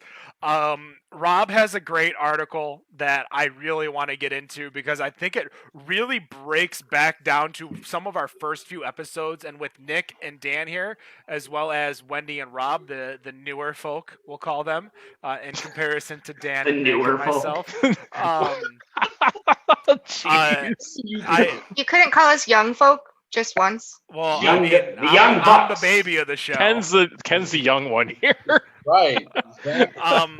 Rob, the top article on your list, I want you to go over that with us. All right. So I saw this sucker pop up on Slate. I think it was today that I actually saw it. And I was still really digging into it, but I felt like I couldn't pass this up. But basically what this article was talking about was saying that obviously we've got two powerful brewers that are continuing to dominate the American market, that being Anheuser-Busch InBev and Molson Coors, who essentially sell about 65% of all the beer in the U.S. So, it's a lot, but apparently it's still not as much as what it used to be 15 years ago, where it used to be about 80%. And we're in this position right now where, we've got COVID going on and there's this pandemic where there's all of these smaller breweries that have been, that are, fighting to stay alive. And there's these smaller breweries that are a part of ABI or Molson Coors or Heineken, that, essentially ABI is just basically saying, well, we're just kind of, we'll just, in a way, just almost let them die. It's like they're just kind of divesting their interest in these smaller breweries. And, in this, I guess, situation that we're in, one of the things that it was really talking about in the article is that with everything going on, we should be looking at breaking up big beer. That we should basically be just saying, all right, ABI, you make Bud and that's it. Molson, you make Coors, that's it. Everybody else is in a fair, trying to be in somewhat of a fair playing field. And, one of the things I guess I'm looking at is wondering, is it even possible to break up big beer? And what would it really take for something like that to even happen? I mean, would we be looking at essentially taking the 3-tier system and just bulldozing over that and creating something new? What could we possibly even do to even make something like that even happen? I think this is where I'm expecting Dan to chime in. As far as the 3-tier system, the 3-tier be system bulldozed. and the more duopoly between Molson Coors and ABI, because remember, there are still two separate companies in the United States. Oh, you want me to get into monopolies and how much that's crap? That's a whole other show. I mean, it's a interesting game. I know someone who played it professionally. Wait, that's a thing professionally? Oh yeah, play Monopoly professionally. Shut up! Oh Jesus Christ, no. Ken, you're in timeout. You guys don't know about professional Monopoly? No. Wait a minute. I'll show you guys later. No. Is this a whole new show? Dan, you keep going. This is a whole new show. But I agree. We probably should, this has nothing to do with anything going on. Get rid of the 3-tier system. We have it here, but it's not as stringent as you guys have it. So a lot of breweries can self-distribute here and not have to go through a distributor. I mean, we have breweries from California self-distribute to bars in Arizona. So why not get rid of it? Why not make things less complex? It takes a lot out. It takes a lot of everything out. The middleman doesn't get their money. Oh, well, they'll find something else to do. I mean, that's, yeah. No, you don't like that? Well, no, it's just that I don't know. I'm looking at it from I guess trying to look at it from their side, where they're going to go at legislation about trying to stay in business and talk about jobs and things like that. Although one thing I was kind of laughing about, one of our commenters, Stephen Fuller, he said, "Don't break them up because they make our beers seem so much better." And I mean, I was just kind of laughing about that because at least I don't partake in Bud or Bud Light or most of the yellow beers. But hold on, but you'll drink a BCBS, won't you? Which of course is owned by ABI. So if we're going to get into beers like that, so okay, go ahead. I'm sorry. No, it's just, I guess, obviously with drinking something like that, if we broke them up, then I think here comes that issue with distribution, because everybody in this country is like, a lot of people who drink craft beer want BCBS or, want, stuff from Sam Adam Dogfish or whatever. I don't think getting rid of the 3-tier system gets rid of distributors. I was going to say, do you think that'll mean you can't get your beer as widely to as many bars if the 3-tier system was gone? I think the 3-tier system stays, but the big thing that we see here in Michigan, and that's really why we care so much about the 3-tier system, is the fact that we have issues with self-distro and the ability to easily self-distro. Now, we have changed that with Pauline Wenzel's law that was able to get passed in the Michigan State Senate and House, which you can go to that episode. It's one of our HAP episodes. I think it's 223.5 with Pauline Wenzel. Definitely check that out. But those different laws will help a lot of the brewers to where once you're at 2,000 barrels, out 2,000 distroed barrels, because remember, it's barrelage that's distro, not barrelage in-house. In-house doesn't count. Once you're at that point, do you really want to do all of that by yourself, or do you want a distro? And we're seeing a lot of, and mind you, 5-6 years ago, your choices was a blue house or a red house. You were going to a Molson Miller house, or you're going to a Bud house. That was it for your distro choices. But if you go to, now you have M4, you have Oath, like all of these other small distributors are showing up, and what M4 is promoting is the fact is that they can take on a lot of small breweries without, needing those big ticket breweries. And I'm talking big ticket craft breweries. Like, they're not dealing with Founders or Bells. They're dealing with, imports like Tool or ANXO cider. They're dealing with a lot of those lower tier breweries, not lower tier, but lower barrelage breweries. Lower production. Yeah. So does it hurt though to give them also the option to self-distribute? I mean, it's great to be able to get a distributor, but why can't they also self-distribute? You can distro and self-distro, just period. Flat. I agree with that, because I feel like if you're at a point where you can no longer self-distro, then you need a distributor. But in the same sense, if I need to sell a keg of Cerveza Del Rey to Mudgie's Deli in Detroit, I don't want to go through a fucking distributor. Right. So is it still the case where if you want to buy a keg, they have to sell to the distributor and sell it back? That was an issue before, I remember. I just bought a keg straight from Batch Brewing without any issues, and I know they distro from somewhere. I'm guessing M4. So maybe I'm not totally remembering the whole thing, but I remember that at some point. What I remember, and I think I know what you're talking about, was there was a law that was trying to get passed by the Wisconsin Tavern League for breweries to have to sell their beer to distro to then sell it at their brew house. Oh, Jesus. I'm not even thinking of Michigan. My bad. I knew there was something like that. Yeah, so that was around this time, not this time, but around when we were talking about ABI and Miller Coors, because we were talking about that for a while. That makes sense. Yep. But yeah, the Wisconsin Tavern League was like, because the taverns were like, oh, well, we have to buy beer from a distro, but they can just sell their own beer. And I'm like, they fucking make the beer. Yeah. Just like they make the food. Like, you can't just make this random ass rule. And from a business aspect, I understand, because they have to pay a premium to get it from distro. But in the same sense, they should be able to just buy the fucking kegs from the brewery if they want to. Yeah. Because if that brewery wants to sell it, sure, if you want to pay for shipping and handling of that keg, if it's a faraway brewery, or you go through a distro. I mean, there's ways around it, and I think there's a lot of money. Now, in regards to breaking up these big breweries, I mean, even at 2/3 of beer come from Miller Coors and Anheuser-Busch, I'm not too worried about that, especially since they're trending downwards. I don't think they're doing too many. It's not like not Comcast, cable duopoly or monopolies, where they're like, oh, well, you know what? We're not going to compete with you in Pittsburgh. You're not going to compete with us in Detroit, and everyone's going to be happy.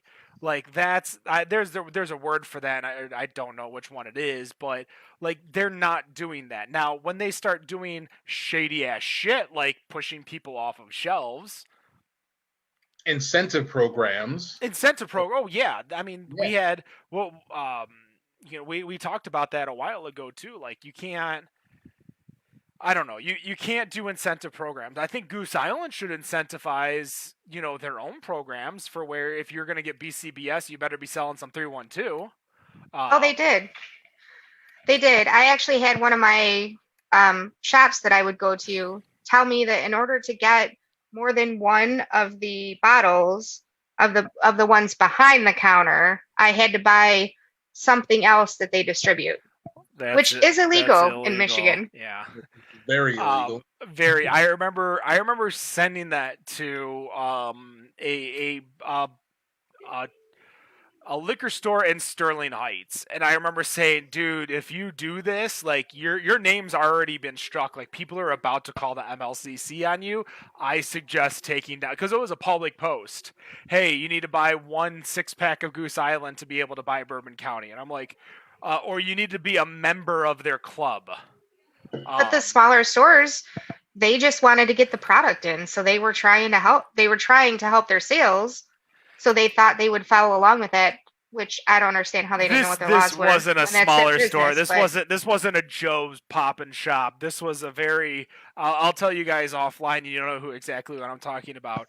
But the same thing kind of happened over at. A lot of people were bitching about Zatuna Liquor over in Rochester Hills, just south of M59 on Rochester Road. Really weird segue, as I'm about to say. But he said, it's you have to be a common guest to get the beer, and he didn't hide the beer or anything like that. It was on the shelf or it was on the counter or something like that. And he literally said, come say hi and you're a common guest. But it's one of those, like, he was just trying to get his frequent guests to show up as opposed to the truck chasers.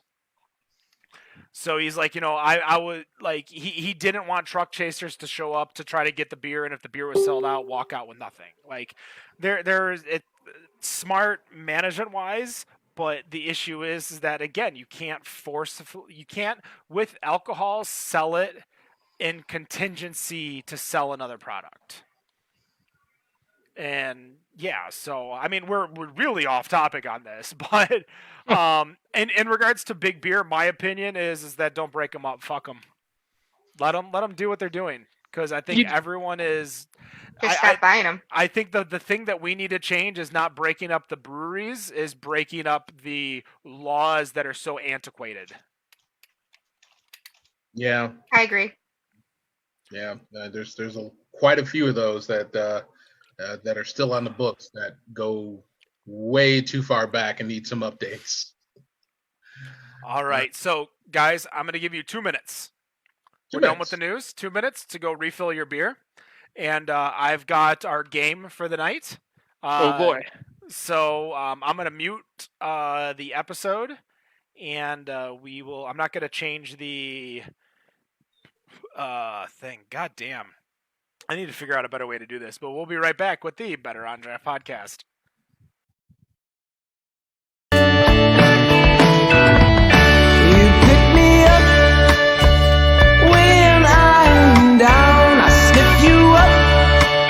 It takes me all around. You pick me up when my feelings are down. I sniff you up. It takes me all around. Yeah.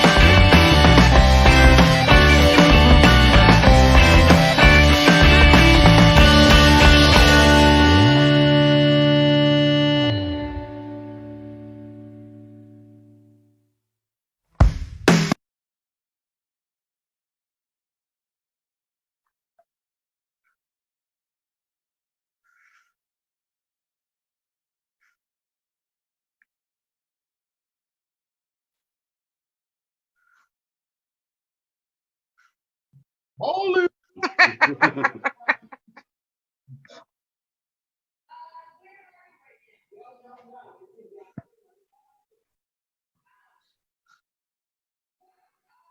Same thing. Fudgy Kruger, Big Lake. I am drinking the third Black is Beautiful. This one from Batch Brewing.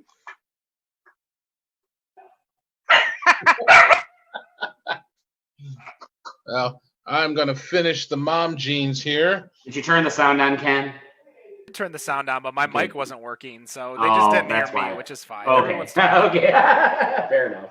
So finishing up the mom jeans and going to go to an Old Nation Full Earth.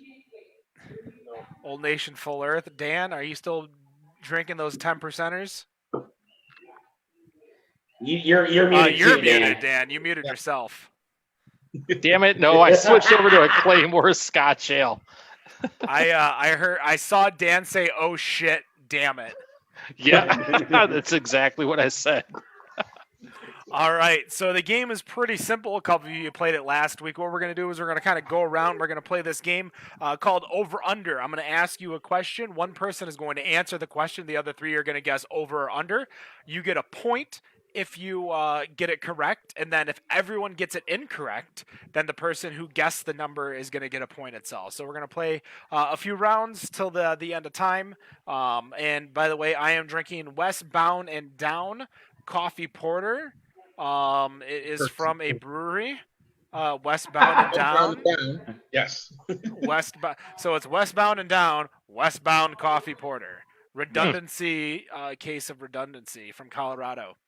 Right. Is this game going to be like the Monopoly World Championships by any chance? Yeah, what this I'm gonna professional fucking show you guys Monopoly? this. No, dude, I already found it. Save yourself the trouble, Ken. I've already found it. They're held every 5 to 6 years. Nothing is better than the Rock, Paper, Scissors Championship. Or the And we had a winner from Taylor. I actually knew him. Kind of exciting. Nothing like I wanted the to- arm wrestling world championship, though. You know, No, Sylvester I wanted Stallone to- shows up. I mean, this I is- wanted to Link- host a Lincoln Rock, Hawk. Paper, Scissors Championship for years. I looked into it. Like, you have to, like, guarantee, like, thousands of participants.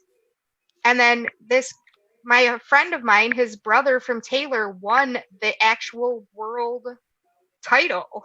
How's that even a... Like, that's crazy. I mean, a lot of it is like psychology, and I'm I guessing like know. shit talk and stuff like Give that. him the eye. Yeah, I would love to go to that. What's so funny is that I always remember some fucking dumb joke when Dane Cook was a thing. He had a couple years. He had a joke that involved. I liked him back in the day. He had a joke My wife involved loves him. how to play rock paper scissors, and you do the avalanche, which is rock 3 times. Like that was the avalanche. That was the move.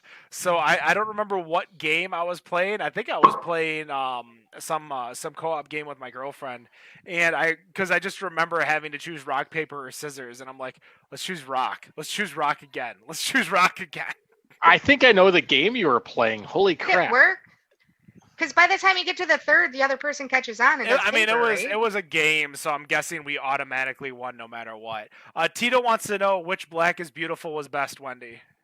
So I am not gonna lie, this batch one is amazing. It's really good. I liked all of them actually. I love stouts and I like the different flavors in all of them, but this batch one is pretty spectacular. Shout out to Kuma.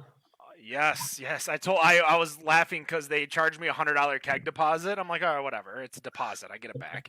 And I'm like, you know what? I might just pay because Kuma lives over by me. I'm like, I might just pay $20 to Kuma to go put it back so that I can save 2 hours of time and get my money back. So game is very simple. I'm going to go in counterclockwise order of the screen that you guys see right here, so you guys are able to see.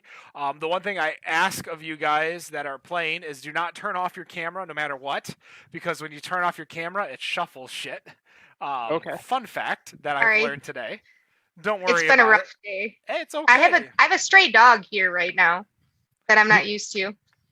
Well, Wendy, so you guys get to decide between 1, 2, and 3 based on the question or the number that you give me. I ask a question from this 1, 2, or 3, and then you will give an answer, and everyone will guess either over or under. So, Wendy, 1, 2, or 3. 2. 2. The longest Olympic wrestling match was a 1912 semifinal between Martin Klein and Alfred Assikanian. How long did it last? 49 minutes. Hours and minutes. Hours and minutes? Hours Oh, God. and minutes. And 2 hours and 49 minutes. 2 hours and 49 minutes. The longest Olympic wrestling match was a 1912 semifinal between Martin Klein and Alfred Assikanian. How long did it last? So you said, what was it again? 2 hours and... 2 hours and 49 minutes. Rob, higher or lower? What year was it again? 1912. Higher. Higher. Nick. Higher? Dan. Was there even rules back then? I'm going to say higher. The correct answer, 11 hours, 40 minutes. Freaking day. Are you nuts? All of you get a point except for Wendy. Rob, 1, 2, or 3? Whatever. We'll go with 1. 1. How many TV sets were there in the U.S. in 2013? 2013. And if I can give hints, I will. The answer is in millions. That's kind of where I was going. Only millions? I would say... It's a hard number, not an exact number. We will go with 423 million. 423 million. Dan, higher or lower? God, that's more than the people in the That U.S. is TV sets in the U.S. Jeez. I'm going to go lower. Dan says lower. Nick? I'm going to say lower, but slightly. Doesn't give you any extra points. I know. I'm just saying. What was the number again? 423.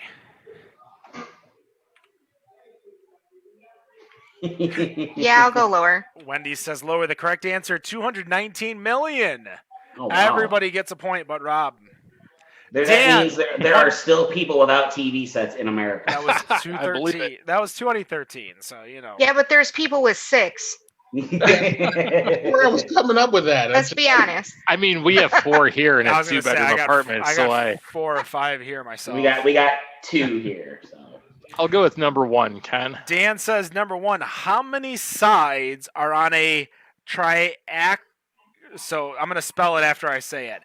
Triacontagon. Triacontagon. Triacontagon. How many Jesus. sides? I don't know. What the fuck is that? You don't know the standard triacontagon? That's the new UFC size. Jesus. I have Ken no can't even idea. say it. I have no idea. I'll spell it one more time. Triacontagon. Oh, Jesus. No clues outside of the number 3 at the start of it. Let's say... It's not going to be 3, obviously. It's a triangle. Shit. Let's go 30. All right. I am creating a new rule. If you get it on the dot, you get 2 points. Dan, 30 is the correct answer. Jesus. Really? That is correct. It wasn't 3. That was a good guess.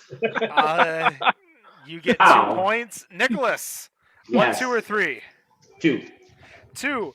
How many people visit the Grand Canyon every year?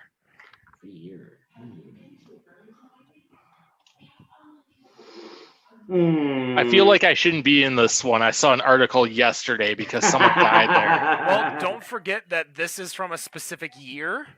Okay. So the number Wait, do you will answer probably be before me? different. Nick is going to answer before he says higher or lower. I'm and then gonna Wendy, Dan is actually the last one. Damn it. I didn't read that article.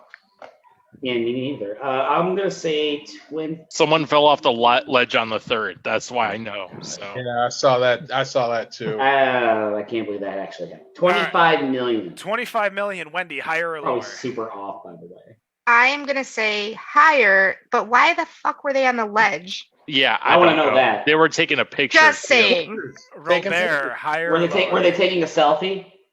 Yeah. They were taking a picture of their family. I'm gonna say lower. Dan, It's lower. It's about 4.8 is what I saw. 4.4 Damn. million. Yeah. So we got Nick, and then we'll go over the points after the first round. 1, 2, or no, that was Nick. That was me. So Yep. that's all 4. All right, points. Dan with 5, Nick and Rob Yeah. with 2, Wendy with 1. Well, Wendy. got the one right. Wendy, I believe in you this round, but you got to start the round. 1, 2, or 3. A 3. 3. In what year was the U.S. Securities and Exchange Commission established? In what year was the SEC established? I have no idea. 1964. 1964 is what Wendy says. Rob, later or earlier? We'll say higher or lower. Higher or lower? I would say lower. Rob says lower. Dan? The SEC. What year did we say? SEC. She said 1964. Yeah. Higher. Dan says higher. Nick? Higher. Nick says higher. I think he was just trying to go off of Dan because Dan was wrong. The correct answer, 1934. Ouch. Rob, the Damn. only one getting a point. After the crash. Rob, 1, 2, or 3? 2. 2. How many Emmys did the TV show Seinfeld win in 1994? So not total, not all encompassing. 1994. 1994. Emmys. It should be 0. Should be the answer. I'm just gonna tell you, Rob. That show sucks. It's a show with a bunch of white people. It's a terrible show. I am. Oh It was God. a show about nothing. What did you expect it to be about? I'm simply going to say 2. Well, here we are. Rob getting it correct. Oh, my damn. God. Nice. On the money, 2. Giving himself 2 points and tying with Dan. Dan, you're up now. Rob can boy. take the lead here with getting it correct. Let's go with 2. 2. How many feet are in a horse length? A what? How many feet are in a horse length? Fuck if I know. How many feet? I don't know. Let's go. I mean, I do because I have the answers. Let's go 6. Dan says 6. Nick, higher or lower than 6 feet? Higher. Nick says higher. Wendy. Damn it, I would have said 6. Higher. Wendy says higher. Robert.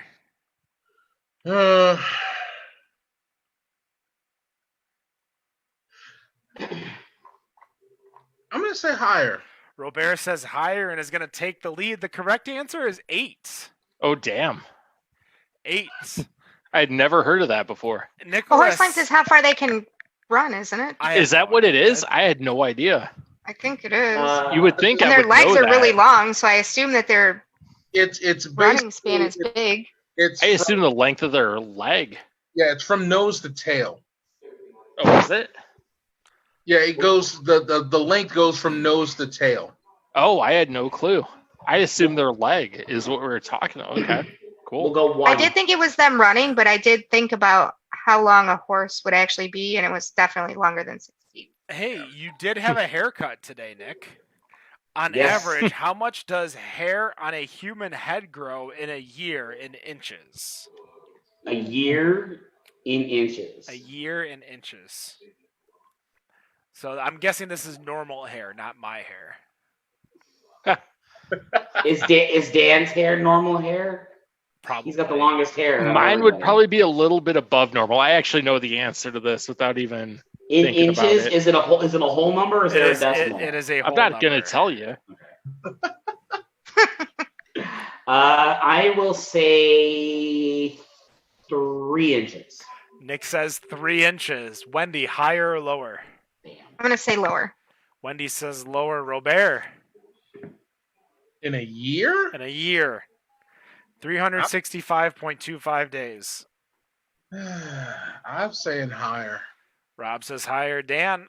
It's higher. Dan says higher. The correct answer is 6 inches. 6 inches. So right now in the lead, Robert was 7, Dan was 6, Nick and Wendy at the bottom with 3 and 2 respectively. We're gonna go another round. We got a little more. We did pretty good last week when we had Matt Bush playing. Yep. Let's just keep going. Wendy, Because he gave us all the answers for like an hour. Yeah, I know. That's true. He really did. 1, 2, or 3, Wendy. 1. 1. How many eggs does the average American eat in a year? Ooh, In a good year? one. Yeah, in a year. The average American too. As I just had cauliflower egg salad earlier today. 1,049. 1049. Rob. Lower. How many weeks do we have in a year? 52. 52. I'm going lower. Lower. Dan, I mean, if you're eating a 4-egg omelet every other day. No, I'm just doing math off the 1042. Holy crap, it's lower for sure. Dan says lower. Nick. I'm gonna go lower. All right, everyone is gonna get this one right. The answer is just 250, Wendy. Just 250. I'm sure I don't eat 1,042 either, but that's 20 eggs a week. That's why I was doing the math. I'm like, nah, most people aren't doing that. That's like 3 eggs a day. I'm not good at math. Rob, 1, 2, or 3? 3. 3 for the chance for Dan to catch up and tie. Uh-oh. In what year did Jackie Robinson break the color barrier in baseball?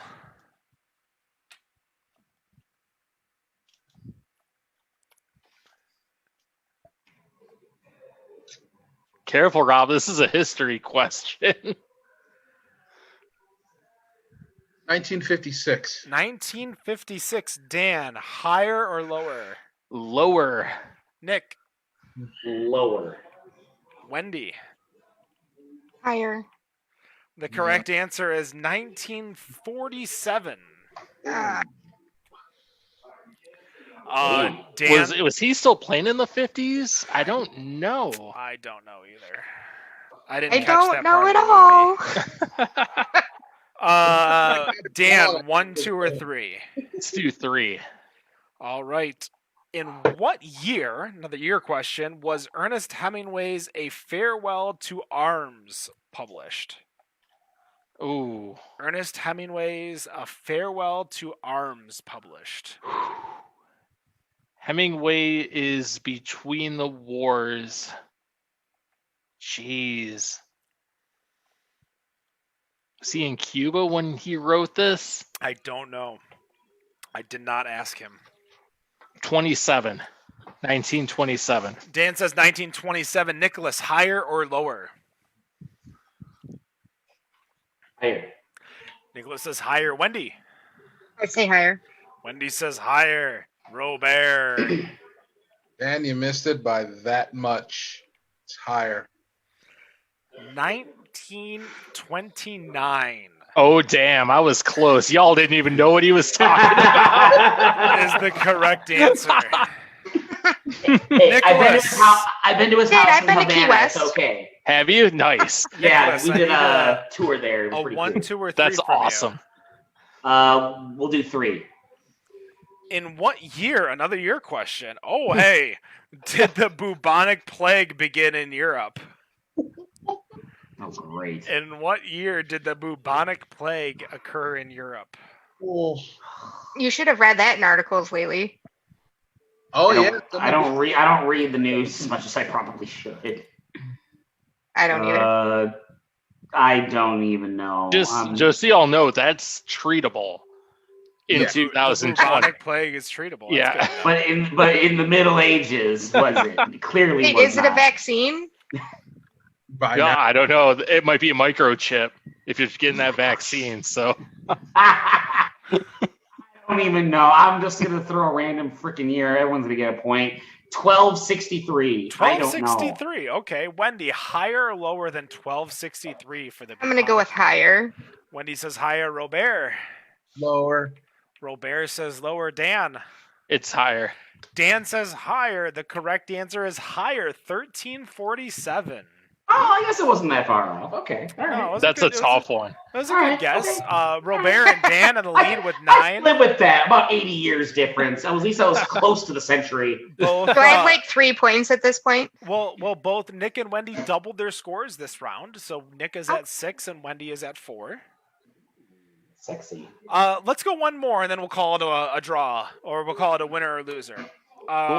So Wendy, 1, 2, or 3? Excuse me. 2. 2. How much did a gallon of gasoline cost in 1950? Oh gosh. I gotta go watch Back to the Future. Hold What on. I was thinking was Back to the Future.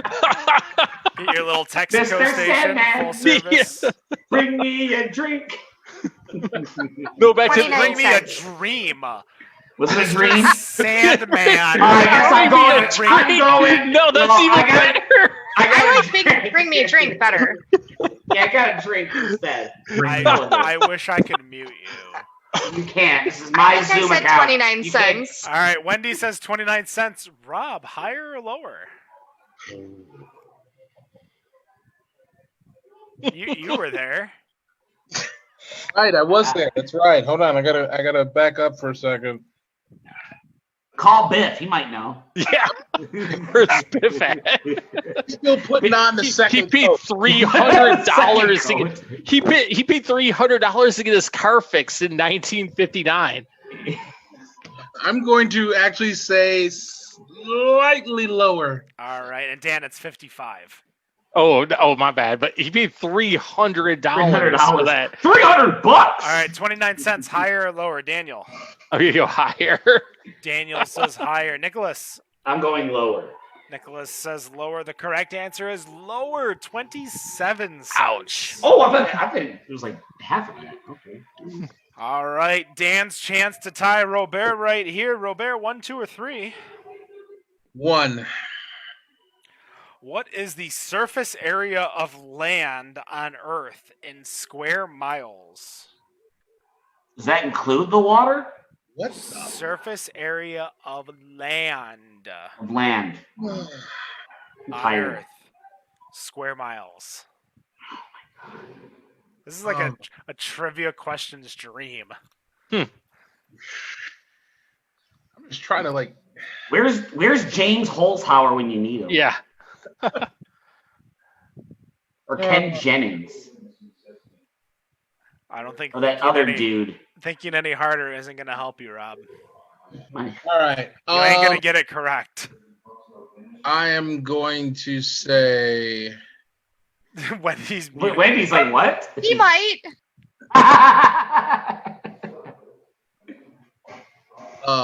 Oh my God, this is. I'm like trying to like get all of this shit. Wait, is there a hint to this shit? Because No. I feel it's like is. This was what was it? You said the answer's in millions. There's your hint. Okay, and you said it was square miles, right? Correct. I will say, Jesus, I'll say 100 and I don't. Making great radio right now. All right, 195. I don't. 195. Dan, higher or lower than 195 million square miles of Wait. land? Of land, not Of the whole land. Earth. That is correct. I'm gonna say lower. We're mostly water. Dan says lower. Nicholas. What was his answer again? 195. 195 million. Lower. Nick says lower. Wendy. Say lower as well. Everyone gets it right. The correct answer: 57 million square miles. Oh damn! I didn't think that low. Damn. We got a tie between Robert and Dan, but Nick can still catch up here. So make sure you guys do something correct. Dan, 1, 2, or 3? Let's go 1. 1. How many clauses were there in the 1968 prenup agreement between Jacqueline and Aristotle Onassis? That's who she married after. Aristotle. Yes. How many clauses were there in the 1968 prenup agreement between Jacqueline and Aristotle Onassis? Oh my God. I have no idea. It's a numerical answer. Let's go 15. 15. Nick, higher or lower? Why do I think it's going to be higher? It's going to be something stupid. Nick says higher. Wendy? Higher.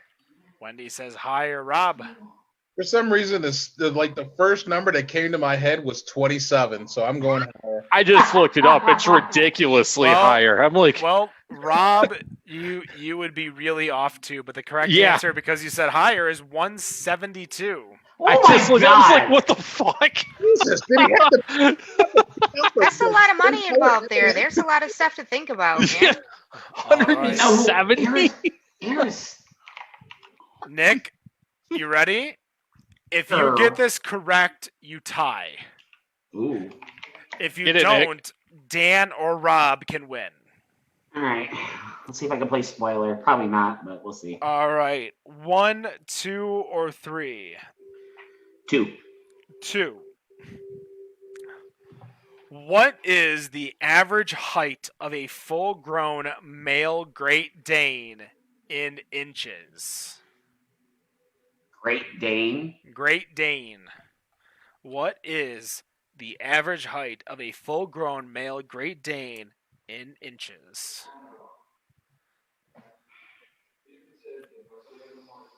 Well, I'm 62 inches. Tiptoes or tiptoes? You know, I really want to say so we know it's more than that, right? I'm gonna go. But I won't. Wendy!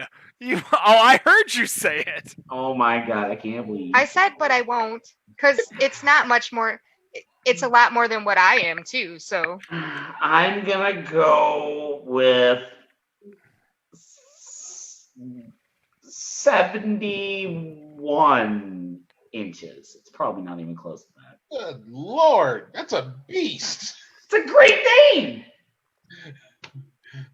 Wait, are we talking if they stand up on their back legs? Yeah. Or how they just stand? No, they're just standing on all just fours. standing. On all fours? Yes. Would have helped. All right, so we have a All seven. right, What was Dan, it? 78. Nick re-answered the question. All right, standing on all fours. On all fours, Great Dane. Just stand and talk and give. I'm gonna say 32 inches. Holy fuck! You hit it. Did he hit it? He hit it. Oh, jeez. Yes. Nice. Dan says nice. That knocks you out. Oh well, that was a good. That was a good It was a good answer. All right. Awesome. That was good, Nick. Thank you. Wow. Okay. So, I'm gonna let Dan, because he was in technically third place, choose 1, 2, or 3. You two are gonna guess a number. The closest yes you can be over wins. Let's go 3. Dan says 3. In what year did American boxer Jack Johnson become the first black heavyweight champion? Oh man! Because we've always been going counterclockwise. Robert, you go first.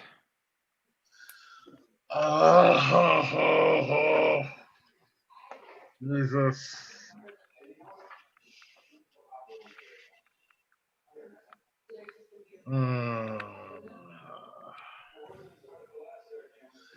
Let's see, because that was before. All right. Making great radio again.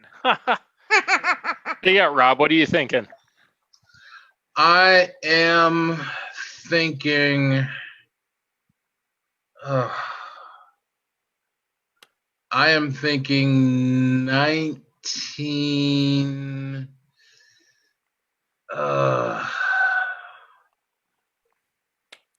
No, it's got to be before that. I am thinking 1910. 1910. Nicholas, I need an answer from you. Not a higher or lower, but an answer from you.